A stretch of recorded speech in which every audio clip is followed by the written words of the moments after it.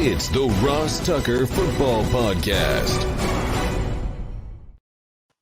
Oh, yeah, it is. But it's not just any Ross Tucker Football Podcast. It is a Wisdom Wednesday presented by DraftKings, and we've got the general manager of the Cleveland Browns, Andrew Berry, set to join us in a couple minutes. So fired up. Look, I've said it a couple times on Twitter and here on the show this offseason. I think it's time to start talking about Super Bowl and the Cleveland Browns. I think they have a Super Bowl caliber roster. I will ask Andrew if he agrees momentarily. Please check out the show on social media. I'm at Ross Tucker NFL. We are at RossTuckerPod. In fact, anybody that engages with the show in any way on social media, Twitter, Instagram, Facebook, I don't care. Like, retweet, quote tweet. I see it all, and you're eligible to win a signed picture or press pass from this past season. I've got the AFC Championship game one still as well. All you have to do is engage on social media or at RossTuckerPod, which is the social media handle for all of the different shows. We've been on fire, by the way. All of our shows are the best 30 minutes of on-demand content you can find, either audio, wherever it is that you listen to your podcasts, or youtube.com/RossTuckerNFL if you want to watch the show, or if you just want to see the highlight clips of some of the other shows. Steve Fezzik was amazing going through the schedule yesterday on the Even Money podcast. We had Warren Sharp, who is he works for like half the teams now, going through the schedule and equities on Monday's Ross Tucker Football Podcast. Last week, we had Michael North from the NFL, who does the scheduling, and Matt Nagy from the Bears. And before that, Micah Parsons, the first-round pick for the Cowboys. At any rate, just make sure you subscribe. It's 30 minutes, 3 times a week in the offseason, 5 times a week during the season. We get you the 30 minutes of football knowledge you need every single day. It's Big Show time. The Big Show. Well, as promised, we are joined now by the general manager of the Cleveland Browns, coming off an excellent first campaign there in Cleveland, Andrew Berry. Andrew, thanks so much for coming on the show. Ross, thank you for having me. Excited to be here. So, obviously, there's a lot of positivity going around in Cleveland right now, and rightfully so. After you guys got to the divisional round, you won a playoff game. Unfortunately, though, I have to start today's show, or at least the interview with you, with 2 really poor decisions on your part. Okay, Andrew? So first of all, why Harvard over Princeton? Just so people know, okay? Andrew and his twin brother both got recruited by all the Ivy Leagues. His twin brother Adam went to Princeton, my alma mater. Andrew went to Harvard. Why would you ever choose to go to the second best school in the country when you could have gone to the number 1 ranked school in the world for the last 10 years in U.S. News and World Report? You know what, Ross? I'm already regretting coming on the show. I was going to give you a second chance. I think you can always tell about people based on their life decisions. I was like, no, I'll give them a chance. I mean, it's one mistake going to Princeton, and I'm already regretting that decision as we sit here this morning. But in all honesty, my brother went to Princeton. That was a great university. For us, we just kind of had different interests. Football, school coming out, and Harvard was the right fit for me. It was an incredible blessing in my life. Met my wife there, and then playing football there, and the opportunities it afforded me after graduation were fantastic. And quite honestly, I wouldn't have thought about going to an Ivy League school if it weren't for football. And it's one of the biggest blessings of my life today. So, in all sincerity, though, that had to be an interesting decision for you and your twin to not go to the same school. I guess I'm just curious about that sort of life dynamic. And did you think you were going to go to the same place? Was it tough to go different places, or did you always kind of want to branch out and do your own thing? I think that's really interesting. Yeah, we actually always wanted to go to separate schools. Now, if it worked out that it was the best fit for both of us to be at the same college, we wouldn't have pushed back against it. But for us, growing up as twins, you're always thought of as a as a pair. And for Adam and I, we really wanted just kind of like our own independence. Like we really did make decisions independently growing up. And I think that's also just a credit to my mom and my dad, because even though we were always thought of a unit, they didn't necessarily raise us as unit. They didn't dress us alike, or things along those nature, or along those lines, excuse me. And so for us, going separate ways really wasn't an issue. Probably the funny thing is, a lot of the schools, we did have a fair amount of overlap in terms of the schools that recruited us. And I think, many of the staffs thought that was a little bit lip service. They thought if they got one, they would get the other. But we really were comfortable just kind of, making our own decisions, the best fit for us. I know we were both ultimately happy with our college choices. Yeah, well, obviously you went on to have an awesome career then, and you've been a part of the NFL for a long time since then. The Colts, the Eagles, among the teams you've worked for. The other thing, though, that I just saw a couple weeks ago that is a huge red flag for me. Is it true that you had a baby the day of the draft? That is true, and I think you're right to question decision making on that one. I tell you what, it was a very memorable draft weekend. Certainly poor planning on our part, but we welcomed our first daughter into the world. Her name's Eden Ruth. She's a huge blessing. Her brothers are slowly but surely getting acclimated to having a newborn in the house. I would say our oldest is doing a really nice job, and our now new middle child is a little bit of a work in progress. But we're incredibly blessed and thankful that she's happy, healthy, and now in our lives. All right, so you've been in the NFL for a long time now. You know when the draft is. You become a GM. I mean, to me, where is the planning? Where is the thought? That's a red flag. I mean, if you were evaluating a GM candidate, you'd be like, this guy has a baby the day of the first round of the draft. Definitely questionable decision making, Ross. I would say that as planned as I try to be in my professional life, probably not quite to the same standard all the time in the personal life, but it ended up being a really nice story and working out really nicely. And we're super thankful to have Eden with us. Well, congratulations, man. I think and all the listeners and viewers know, I'm obviously just kidding. It's tremendous. It's amazing. And I can tell you, our planning for our second daughter was not exactly what we had in the game plan in terms of having our daughters be 17 months apart. That was interesting when I'm holding the 8-month-old and find out we're having another one pretty soon. So Ross, I'm gonna have to share this because you brought that up. So I'll tell you this: our oldest was born literally the Sunday of the 2017 season opener. So we have a history of this type of decision making. Our second, they're 18 months apart, so we were similar to you, and then obviously our third was on the first night of the draft. So, our decision making certainly is questionable in that regard. So, congratulations, by the way, man. That's amazing. I saw the picture. So cool. And I have obviously some Browns questions, but before I get to the Browns question, I did want to ask you one thing.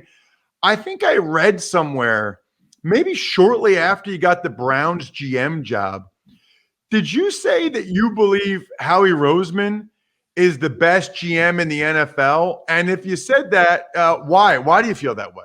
Yeah, I do. And I feel fortunate to have worked for Howie for a year in Philadelphia. I just think Howie's skill set, the breadth, I think anyone who's been in a general manager's position or been close to a general manager's position has probably an appreciation for just the breadth of responsibilities that are on a general manager's plate.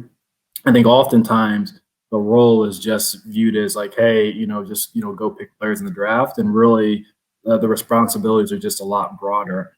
I think with Howie, very smart, good with people, highly strategic, and he's a guy who knows, college scouting, pro scouting, contract management, research and strategy, day-to-day operations.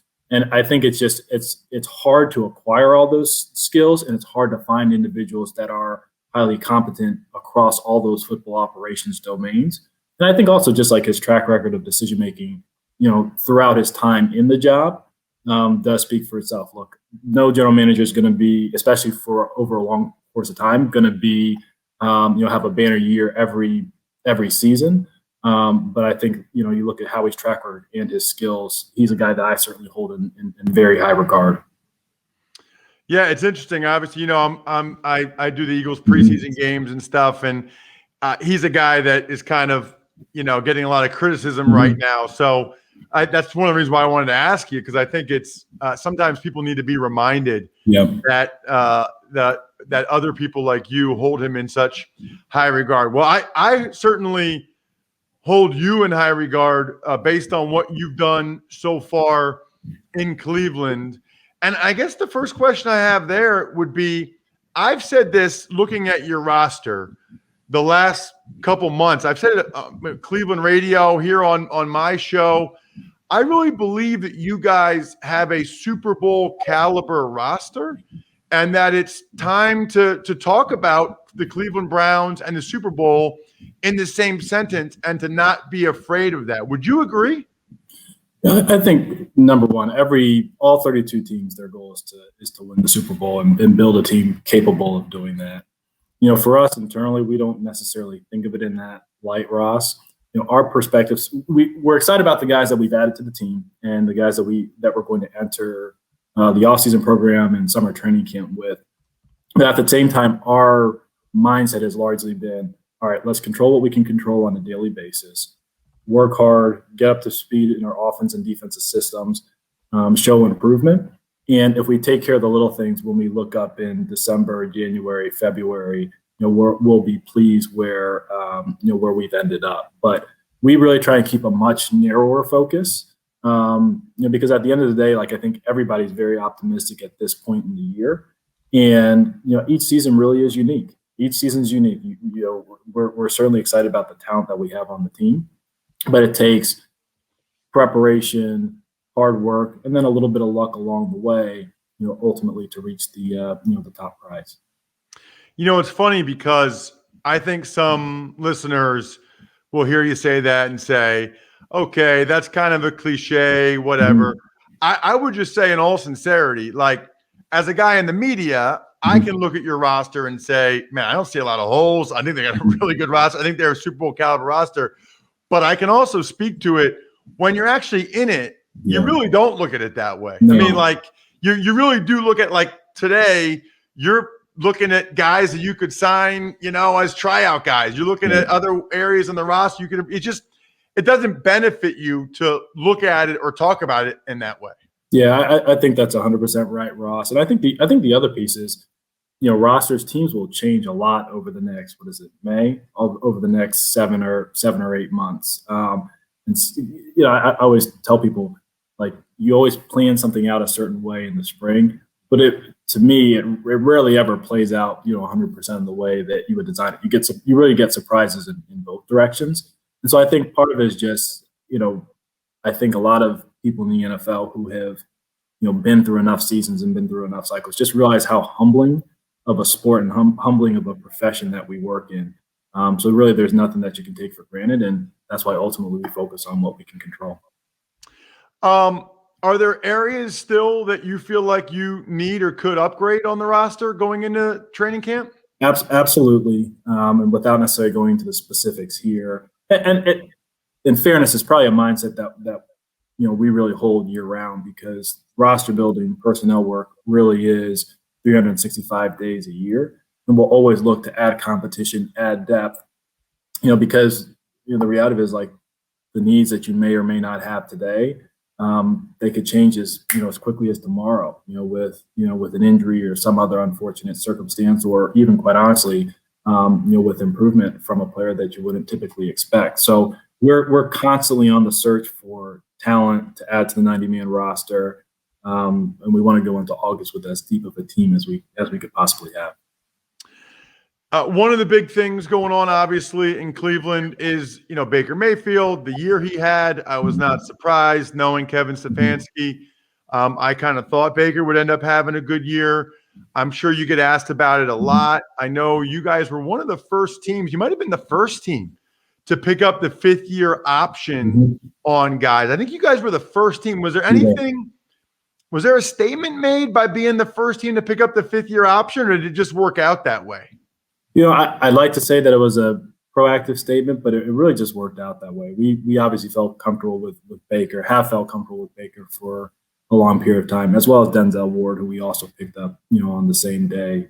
Baker over the past year has shown an enormous amount of growth. I think that's both on the field and then quite honestly off the field as well. So we are excited. He's, going into his first offseason where coaching staff, the offensive system is exactly the same, not to mention that there's been very little turnover on the offensive side of the ball. And we're excited about him continuing to make strides under Kevin's tutelage, in this offense, because we think he's a very talented player, think he's very skilled, and, he really embodies, the characteristics that we want within our program. So we're excited about, his potential this upcoming year, and he's been hard at work this entire offseason. You referenced earlier, I asked you about Howie Roseman, and you talked about the high esteem you have for him and holding him in high regard. One of the things that he's done a lot over the years is when they have a young player, they try to extend them early, really as early as any team in the league. Is that something that you are taking with you to Cleveland, and is that something you try to get done with Baker this summer before the season starts? No, it's a fair question, Ross. And without, I do have, a typical policy that I won't speak on specific contracts in the media in this setting. But I think it is fair to say that is an approach that we believe in terms of, identifying, pillar guys and trying to retain them as soon as we can. Now, that being said, each situation truly is unique. But we do want to get into a habit of rewarding our own and identifying those guys early. No different than we did with Myles Garrett last year. We did that with Kareem Hunt last year. So I think that that's something that you'll see more often than not within our organization. But that being said, it's not a one size fits all approach. We will deal with it on an individual basis. I guess however you answer this, people are going to extrapolate it to what you just said about Baker. But is there a cautionary tale with the trades of Wentz and Goff this offseason and the contracts that they signed after their 3rd year? I mean, on some level, right, those have to be data points. You take into account that these teams did these contracts early and then it didn't really work out the way they thought it would. I think it's maybe a bit too strong to call them cautionary tales, because I truly do believe each individual and then each individual's situation based on the circumstances that are going on in their environment or their organization are different. Obviously it's something that we're aware of, and obviously I'm particularly aware of it just, with Carson. But I would be hesitant to maybe extrapolate perhaps what happened with those two individuals, for maybe broader implications, moving forward. So I guess maybe the short way to say it is certainly something we're aware of, but we'll make the decisions that we think are appropriate, with our guys, based on the data that we have on hand. Andrew, last question. I'm just curious, did you play against Stefanski? Like, did you have any relationship with him before you guys started to work together? Because it's funny, he came up to me before a game I was calling one time and introduced himself, and so we made the Ivy League connection there, kind of similar how you and I did it at Eagles training camp a couple years ago. Had you guys, I'm sure you've been enough places, had you guys made that connection years ago, or was it kind of your first time being together?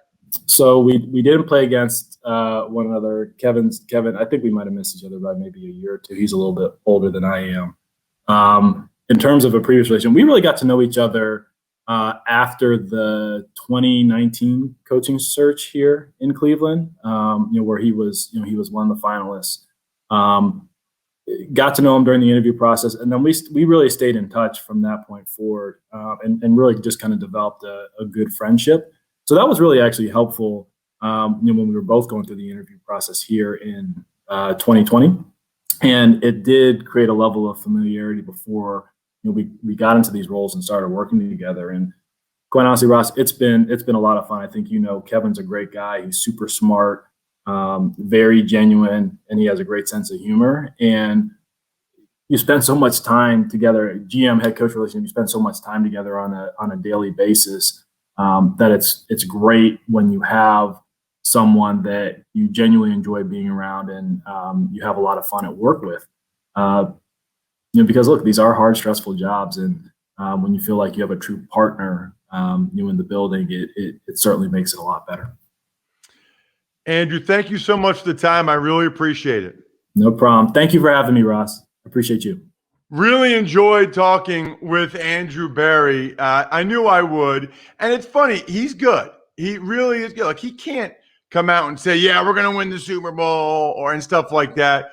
I think he's very impressive in the sense that I thought they were notable answers without necessarily saying things that would make headlines. But, the Baker contract stuff, I thought the funniest stuff was when I questioned his decision-making about the baby at the start. Speaking, by the way, and I was obviously joking. I think most of you know that. Speaking of questionable decision-making, how are some of you still going to airports or hotels without using a VPN like ExpressVPN? Brian, my producer, is in a hotel right now using ExpressVPN right now because using the internet without ExpressVPN is like going to the bathroom and not closing the door, which, by the way, when I was like in 7th and 8th grade, my high school took all the doors off the stalls.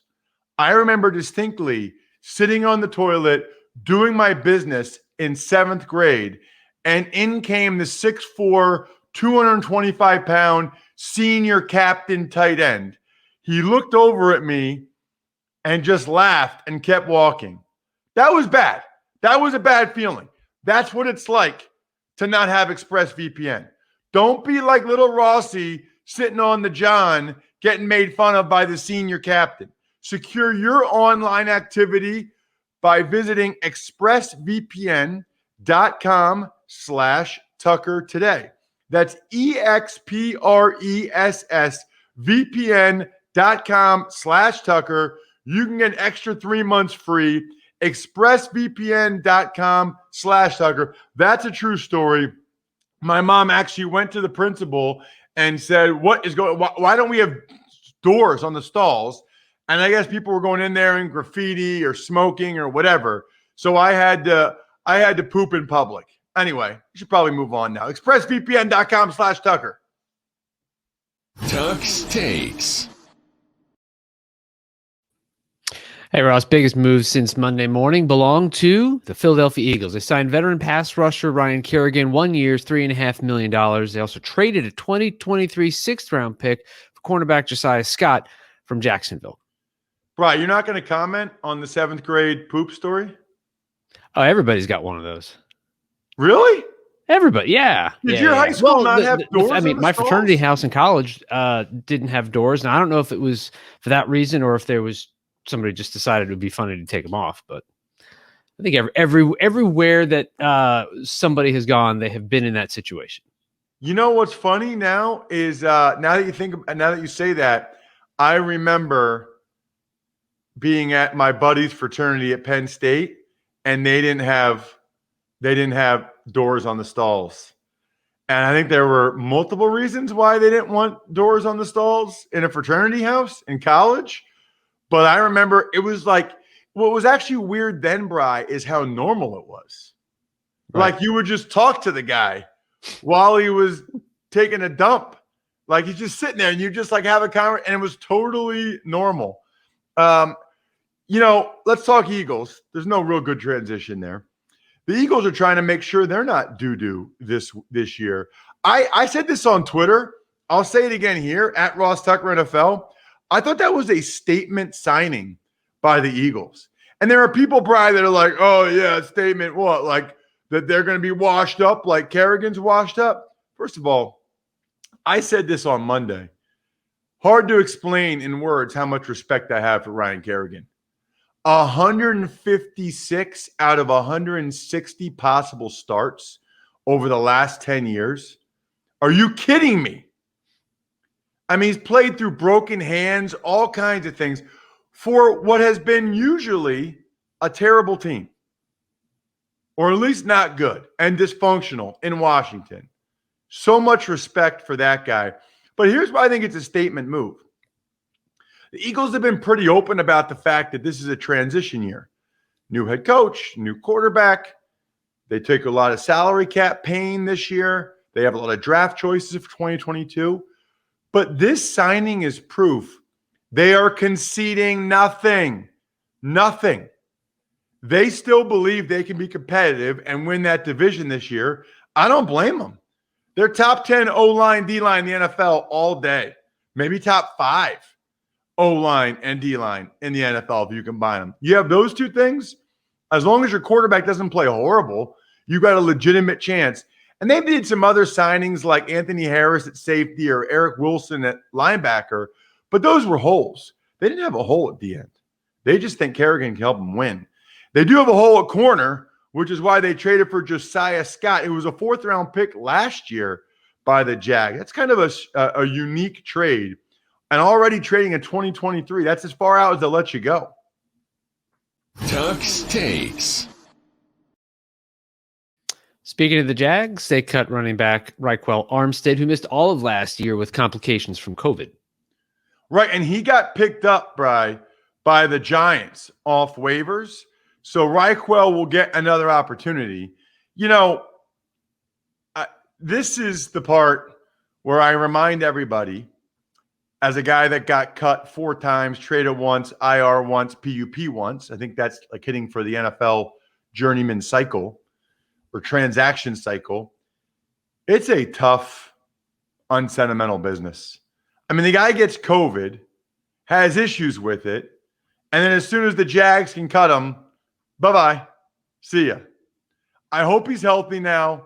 I hope he goes to New York and gets a spot, because as far as I know, he's like the only NFL player that really struggled with COVID. Tuck's Takes. Some other moves includes the Patriots signing quarterback Brian Hoyer again. Giants signing former wide receiver Kelvin Benjamin to play tight end. Bengals signing slot wide receiver and punt returner Taywan Taylor. And the Washington football team giving Morgan Moses permission to seek a trade. It's interesting that the Patriots signed Hoyer. I mean, you would think that they're just going to move on from Jarrett Stidham, that would mean, and that they want to have 3 quarterbacks. It's almost like if Cam gets hurt and Mac Jones isn't ready, they want a guy in Hoyer. Or if Cam gets hurt and Mac Jones is the starter, they want a viable backup in Hoyer. But they have signed him. I'm sure one of the Patriots beat writers put it out, but they've signed him like 5 times. It's unbelievable how many times they've signed Brian Hoyer. Kelvin Benjamin certainly has the size. I mean, he is a big dude. Now, people say, well, who's he going to block? I got news for you. They're not going to ask him to block. And a lot of these tight ends hardly ever block. He's just going to be able to line up, attach the line of scrimmage, or split out. And he's big enough he can get people's way, but they want him to run routes against safeties and use his size. We'll see if that works out. The Bengals evidently needed a slot guy and really a punt returner. And Morgan Moses, yeah, Bri, that's interesting to me because he started like every game the last 4 or 5 years. I mean, he has been a stalwart for them up front. So for them to give him permission to seek a trade, they clearly want to move on after some of the other moves that they've made, including, you know, they go out and they draft Cosme, they sign Charles Leno. So I just don't think they want to pay Moses what he's due to make. I'm not sure somebody else will either. Seems to me like sort of like the Bears tackles or some of these other guys that Moses probably will end up getting cut. Speaking of getting cut, do not miss out on this chance to download the top-rated DraftKings Sportsbook app now and use promo code Ross when you sign up to hammer the over. For every 1,500 people that bet the over in the featured professional basketball game, the line will decrease by 1 point. If you're paying attention, Google it, go on the DraftKings Sportsbook app, see how low the total is now. Like, it's free money if you hammer the over now. Free money. That's promo code Ross, limited time, only at DraftKings Sportsbook. Speaking of DraftKings, they're launching, Bri, their best ball platform really soon. I think this week or next week, you can start to play best ball on the DraftKings app.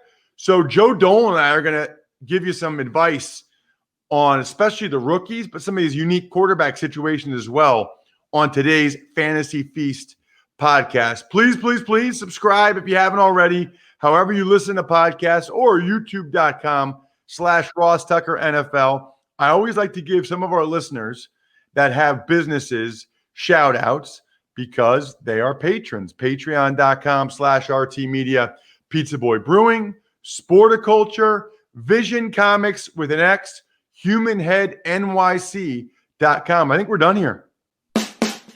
Thanks for listening to the Ross Tucker Football Podcast. Make sure to also subscribe to the Fantasy Feast, Even Money, Business of Sports, and College Draft. All available at Apple Podcasts, RossTucker.com, or wherever podcasts can be found. A lot of times on the show, I mentioned DraftKings. Here's what you need to know. You got to be 21 or older, New Jersey, Indiana, or Pennsylvania only. New customers only. Restrictions apply.